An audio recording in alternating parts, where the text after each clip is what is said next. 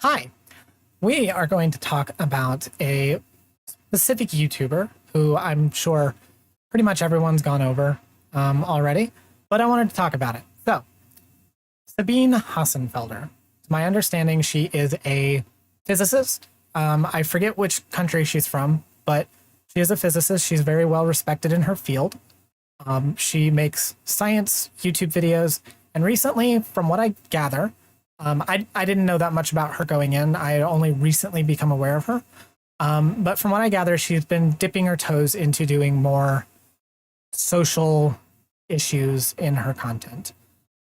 And if I remember correctly, she made a video once about like trans women in sports. And from what I've heard, that video was good. So when I go into this critiquing Sabine, I want everyone to know if you enjoy her content or if you have gotten good things out of her work, that's fine. I don't actually think that she is malicious. I think that she genuinely believes that she is doing like centrism in the like issue, that she's being unbiased, which is its own problem, but I do want to look at this video. So we're going to look at her video. I'm not going to be watching the whole thing today. I have already watched it. Most people have already watched it. As YouTube user remains anonymous in YouTube chat said, Rebecca Watson did a good video on this. I've heard Riverboat Jack watched the video and had a good reaction to it. So if you want to watch the entire thing with someone, you can check out those. I will be looking at specific timestamps and talking a little bit more about the overall issue with her video. We're going to start off with the intro because that is the first thing that I want to cover. Should transgender teens transition? This rather personal question occupies a prominent place in the American culture war. On the one side, you have people claiming that it's a socially contagious fad among the brainwashed woke who want to mutilate your innocent children. On the other side, there are those saying that it's saving the lives of minorities who've been forced to stay in the closet for too long. And then there are normal people like you and I who think both sides are crazy. And could someone please summarize the facts in simple words, which is what I'm here for. So I have some thoughts. Yeah, as Withotra just said, normal people equals centrist here. Yeah, this is bad. This is a very bad intro. It is a very bad premise to be working from. Does anyone have that meme? Where it's like, you know, you have like the one side is wanting to kill the other side, and then the other side is wanting to not be killed by the first side, and then radical centrist is like, I think both, yeah, compromise. Yeah, that was the meme. This is that. This is the personification of that meme, and it's real bad. So what Sabine is talking about here is, now the title of her video is being trans a social fad among teenagers, but ultimately what her video is mostly about is gender affirming care.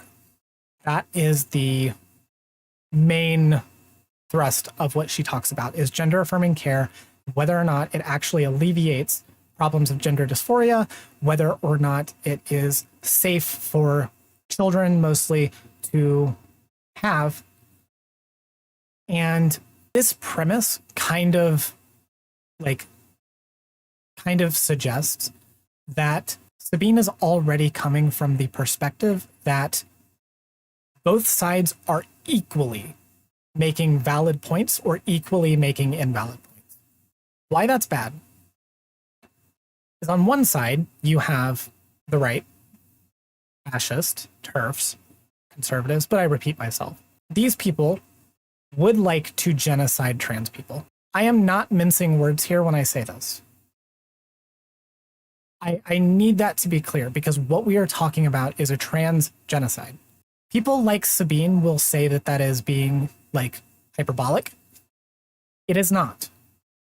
It is an accurate reflection of reality. The people on that side are trying to eliminate trans people socially, legally, politically, eventually, literally. On the other side of this debate, you have trans advocates, trans people, people who are generally supportive of the trans community, who literally just don't want to be genocided. That's it. Like we want to live in the world as ourselves. We want to have the same rights as everyone else. We want to be able to live authentically. To Sabine, these are the same thing. To Sabine, these are the same thing. They are both an equal level of bad. And if you lean towards one or the other as an extreme, you're crazy. I need you to know how fucked up that is. As Wild Weasel in YouTube chat said, just because there aren't camps doesn't mean they aren't trying. Let's continue. I have the next timestamp. The vast majority of humans are born with an unambiguous biological sex that's either male or female. While there are some intersex conditions, they're rare. For the most part, biological sex in humans is fairly simple. People with XX chromosomes are biologically female, have ovaries and grow breasts. People with XY chromosomes are biologically male, have testicles and leave the toilet seat up. It's more difficult for some fish who can change their sex, but there are few fish among my subscribers, so with apologies to all fish who may be watching, I'll leave this complication aside.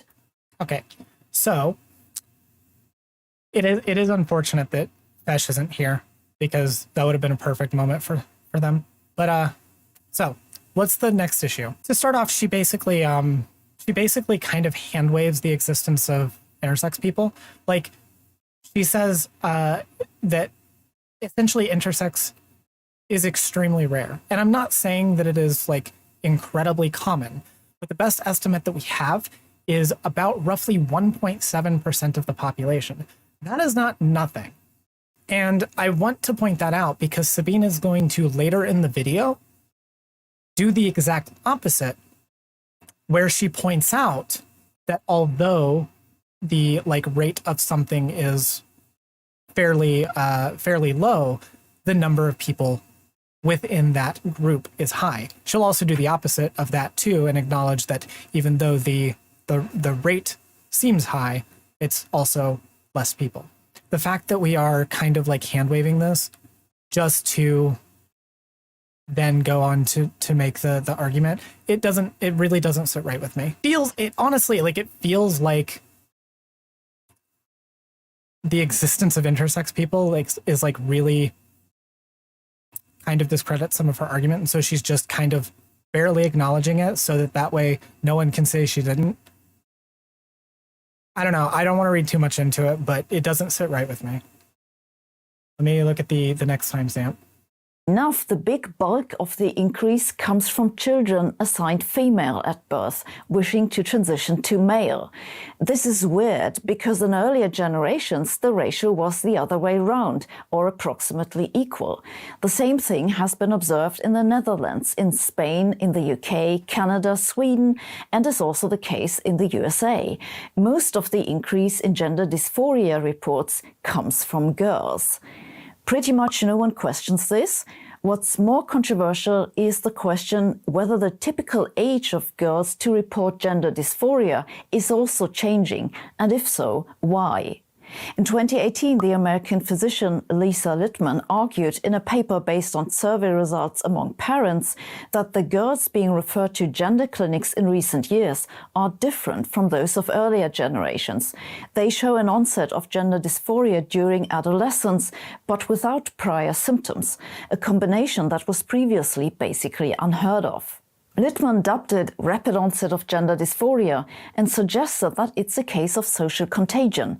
Adolescent girls get the idea from social media or their peers or both and come to believe they want to be men, hoping it'll improve their lives. Superficially, the hypothesis makes sense.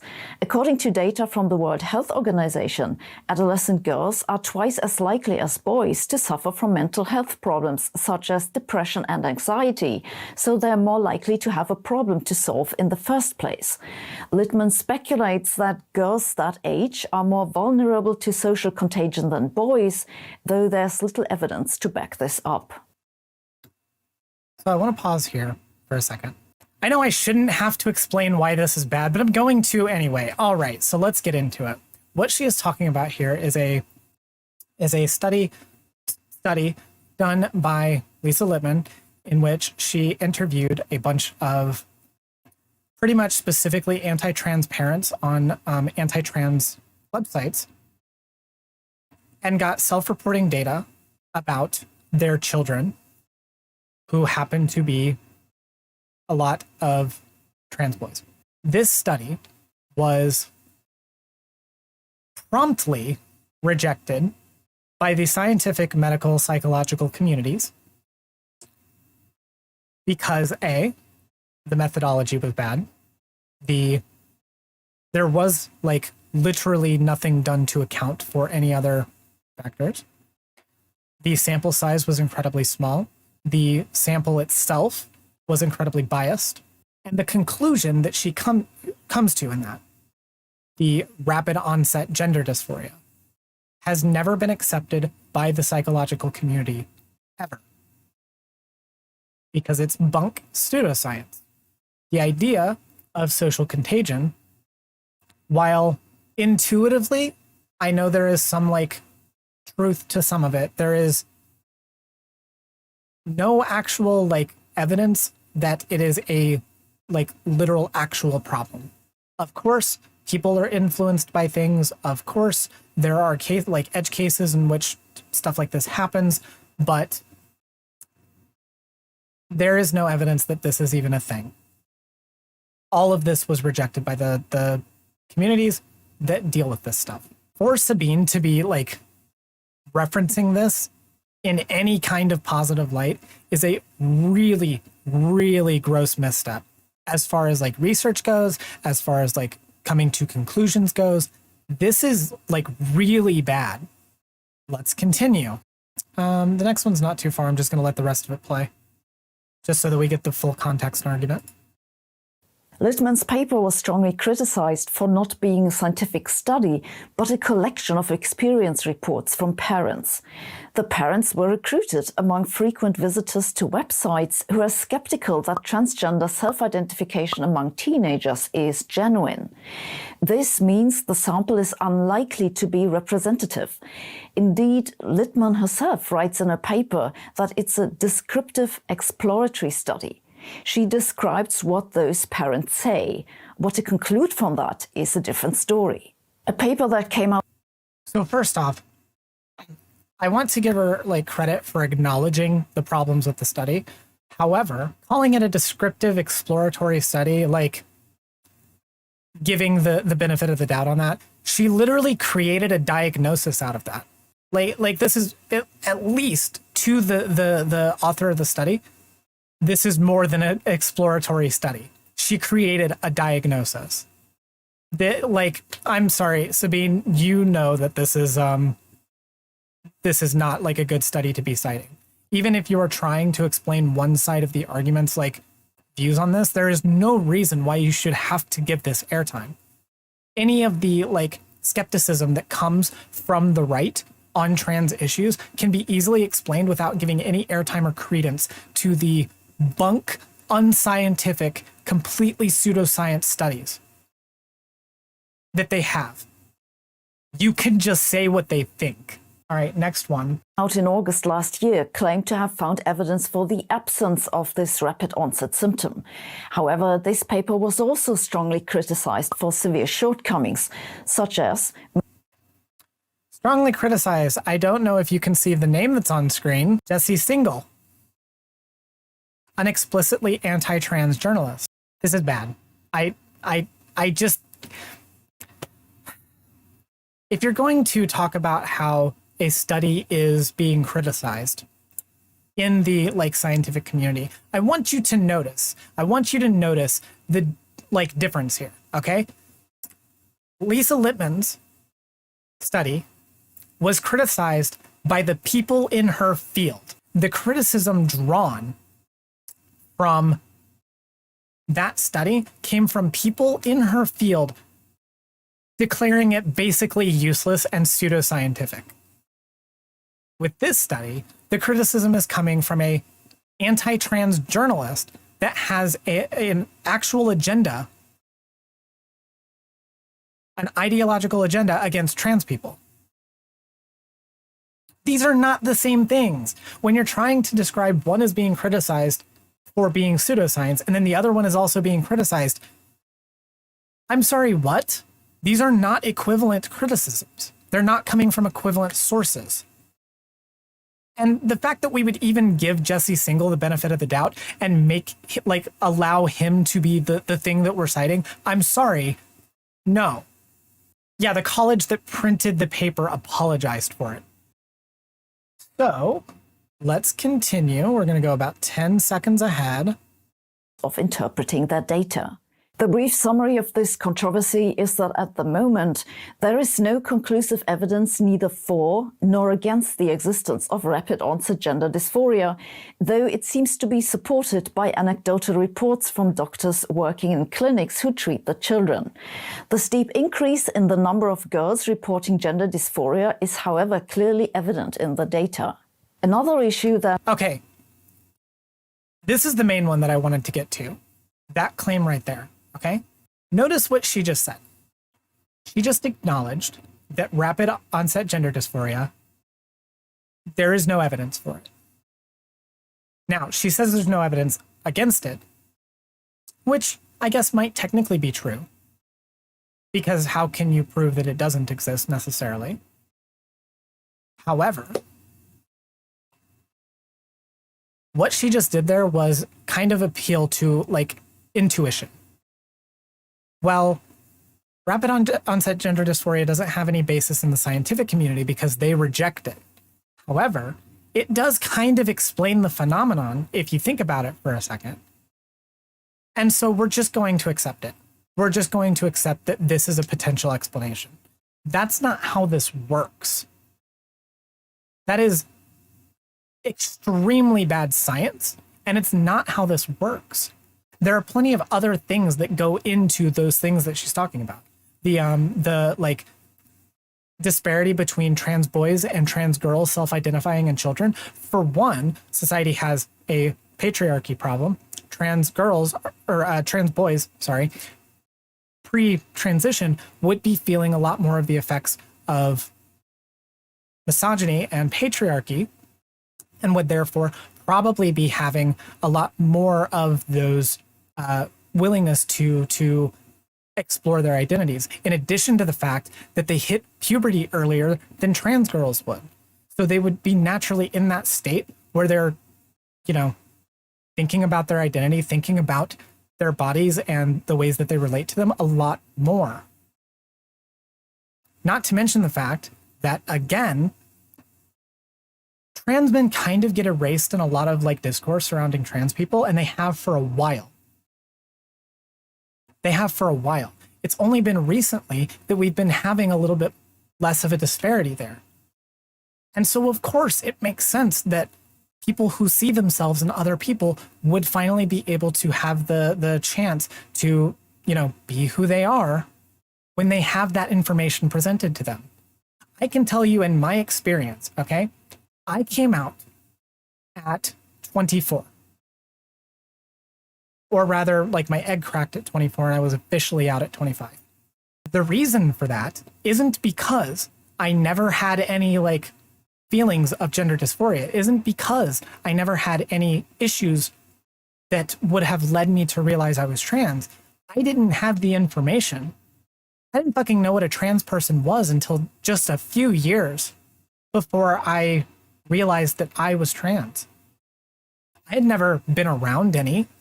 The only exposure I had to them were negative depictions of them in media. As that information is presented to people, more and more people are naturally going to identify with it. Not because there's some social contagion, but because it's giving them the ability to understand parts of themselves. Which explains the disparity between trans girls self-IDing in children and trans boys. When you combine that with the different ways that trans boys are likely to experience themselves at that time, and the fact that it's become a little bit more socially acceptable for trans people to exist in public, for us to explore parts of our identity, Of course that makes sense. We don't need rapid onset gender dysphoria to explain that because reality literally explains it. Yeah, Aztec, like, there are just like ways that prevent us from being able to understand ourselves. Not having that information gives us, or like prevents us from being able to do that. That's why social contagion doesn't work as an explanation for this. All right, next thing. Costs for hormone therapy are typically $100 to $200 a month, plus expenses for the doctor's visits and the counseling. Surgery starts at $3,000 to $10,000 for top surgery, whereas bottom surgery typically costs around $25,000. And let's be clear that those innocent-sounding euphemisms mean they're cutting off parts of the anatomy that'll never come back. This is only the... Okay, I want to address that sentence. Innocent sounding euphemisms does mean they are cutting off parts of the body that will never grow back. Yes, as opposed to parts that do grow back. Yeah, as opposed to parts that do grow back in humans.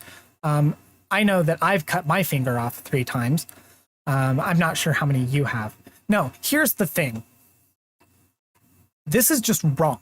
This is like actually like misinformation. She doesn't understand how these surgeries work. The only way that like one of these is technically falling under that like description is top surgery for trans men would be double mastectomy. Double mastectomy is a procedure that we do all the time. It's literally like narrative fear mongering. Double mastectomy is something we do all the time on cis women. We know the rates of regret. We know the reasonings. It is a procedure that we do routinely. This is not new, and it is not weird for people to get it. As far as bottom surgery for trans women, that is not cutting off a part of the body. That is a reconstructive surgery. You're literally taking existing tissue and reforming it. You're not cutting something off. You are making something else out of existing tissue. Same goes with bottom surgery for trans men, by the way. And as far as top surgery for trans women, you have breast augmentation, which can be like additive, either through the existence of like implants, again, another surgery that we give to cis women all the time, or there are ways that you can actually do like fat redistribution for top surgery. Yeah, and half of these surgeries are procedures that cis people get. And also, as Aztec just correctly pointed out in chat, the regret rate for surgeries among trans people is so astronomically low as to basically be non-existent. Like, that needs to be said. It is almost non-existent. I would love to see the regret rate for these surgeries in cis people. And I would love to see the overall regret rate for these surgeries. But I need to point out that the regret rate for any other surgery is astronomically higher in the recipient population. All of them, every single one of them. Trans people have such a low regret rate for their surgeries. That is worth noting. And the fact that she doesn't even mention that, like, is actually insane. Let's take a look at this one. Fertility complications. Though I have to warn you that at the moment, none of those studies are particularly conclusive because the sample sizes are small. On top of this comes the psychological problem that not entering puberty when all your peers do isn't easy to cope with either. In 2016, the American Food and Drug Administration ordered makers of puberty blockers to add a warning about mental health problems to the drug's label. Okay, so first of all, that was done for ideological reasons. It wasn't done for health reasons. Second of all, what about the fucking psychological effects of going through the wrong puberty? Have we ever considered that before? That going through a puberty that you shouldn't go through because it doesn't match who you are can also be psychologically hard to cope with. That's all I have to say about that. Moving on. 60% lower odds of depression and 73% lower odds of suicidal thoughts among youths who had initiated puberty blockers or hormone therapy compared with those who had not. They saw no effect for anxiety. In case that sounds good, here's the fine print. The mental health of those who were treated did not improve. What happened instead is that the mental health of those who were not treated got worse. And in the end, the untreated control group totaled 7 people. I know as... Has anyone considered that there are social reasons that could influence why people may not have had their depression or anxiety get worse after get better after being on hormone replacement therapy or puberty blockers? And also, yes, Aztec, not getting worse is still good. Maintaining the current state is also better than getting worse. And yes, Ikstrums, thank you for pointing it out. This is a control group. An often made comparison is that between transgender identity and left-handedness, which was recently popularized by the British comedian John Oliver. Until the 1970s or so, children were John Oliver, known Voshviewer, forced to learn to write with their right hand until it occurred to someone to just let them write as they wanted. Rather suddenly, a lot of people switched to writing with the other hand. This had nothing to do with social contagion. It was just that now they could be who they had wanted to be all along. You expect a similar thing to happen with transgender identification, that as it becomes socially more acceptable, you see more people being comfortable being who they really are. And so the argument goes, no one would put themselves or their children through a gender transition if they didn't think it was really necessary. But, for one thing, this doesn't explain why the gender ratio of those seeking treatment for gender dysphoria has suddenly changed. And also, as much as I like John Oliver, it's an extremely unfortunate comparison. You can switch a pen from one hand to the other and back within a few seconds and without lasting consequences.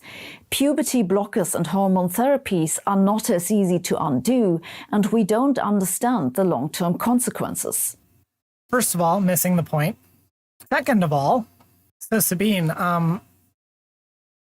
you're kind of indicating here that you think it would be fine to force left-handed people to write with their right hands, since it is so easy, there's no detriments, there's nothing that could be made out into a problem from that. Is there any evidence that left-handed people writing with their left hand makes them happier, has better consequences? I don't know. So why not? Obviously, this is a bullshit argument. And as everyone is pointing out, she is missing the point here. First of all, it is true that these are, in some ways, there are irreversible things that come from hormone replacement therapy and puberty blockers. Now, puberty blockers are mostly reversible if you don't take, if you stop taking them. Hormone replacement therapy, there are certain things that are irreversible. If you are a trans girl and you take hormone replacement therapy for long enough, you are going to develop female breasts. That is not something that will just go away after you stop taking hormone replacement therapy. You know, these things are known. Has anyone considered that maybe that's the intent? I mean, nobody's thought to ask me that, like, you know, maybe I kind of want those things to be permanent. It's so bad. It's so fucking bad. Yeah, she actually did get caught by the think of the children narrative. That is what this is. Ultimately, this is her getting caught up in that. Yes, Paco, going through the wrong puberty is also permanent. Now, let's get into the secret ending. Caused by a mixture of 2 causes. Young people are more comfortable being openly trans, and some of them erroneously believe they are trans because they've heard so much about it.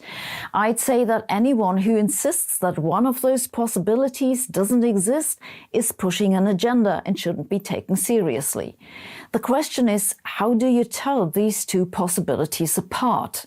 This is currently unclear, and this is why countries like Sweden, Finland, and the UK Please stop. Please, can we stop? This is literally just, her conclusion is just social contagion theory is a thing. That's literally her conclusion. I'm not going through any more of this. That is literally her conclusion, is that social contagion theory is a thing, and it explains things more than it can't explain things. Ultimately, she's trying to do the radical centrist thing here. She's trying to say, well, trans kids are more socially accepted, so of course it makes sense that more trans kids would exist. But she's also saying that influence exists. And I'm not saying influence doesn't exist. There are going to be edge cases for literally anything, but it is absolutely not proven. This is supposed to be her summarizing things. This is supposed to be her coming to the conclusion. This is bad. This is bad science. This is bad advocacy. I don't believe that Sabine Hossenfelder is a bad person. I don't believe that she is acting in bad faith here. I don't believe that she is malicious. But she does have a really big blind spot when it comes to looking at things, quote unquote, in an unbiased way. This is a very classic case of stay in your lane, by the way. And I'm not like saying that in a sexist way. This is a classic case of this is not her expertise. It is very clear to me that her or whoever researched this video, because I don't know if she has a team behind this, her or whoever researched this video did not do enough. They were trying to make baby's first trans rights debate video. And what they ended up making was a video that only serves to bolster the opinions of the far right and only serves to give them more ammunition. I guarantee you some conservative is going to cite this video in order to justify taking away trans rights. I saw a couple of people arguing that this video was good for us because it gives us a more level-headed thing to send people to when they are unsure about the debate. This video is misinfo. That is not true. This video is harmful in its execution, in its intent, and in the way that it is researched, in the way that it is argued. Yeah, as Beyond Safe Word says, this would be like her making a video about law or psychiatry. This isn't her area of expertise. This is not Sabine Hossenfelder's expertise. I'm sure she is a damn good physicist. She seems to be very well respected in her field. I'm sure she is, I know she is very intelligent. She is smarter than this. She clearly has a very big blind spot here. And I saw a lot of discourse asking whether we should even like address this, whether we as the community should be up in arms about this. And honestly, I kind of think we should. We need to push back against shit like this. It's not enough for us to just be centrist. And I'm not saying that there isn't a use to sending people to more like middle of the road positions in order to drag people along the pipeline. But if you're going to do that, you have to do it in a smart way. This video will not lead more people to the pro-trans position. It will just lead people to the anti-trans position.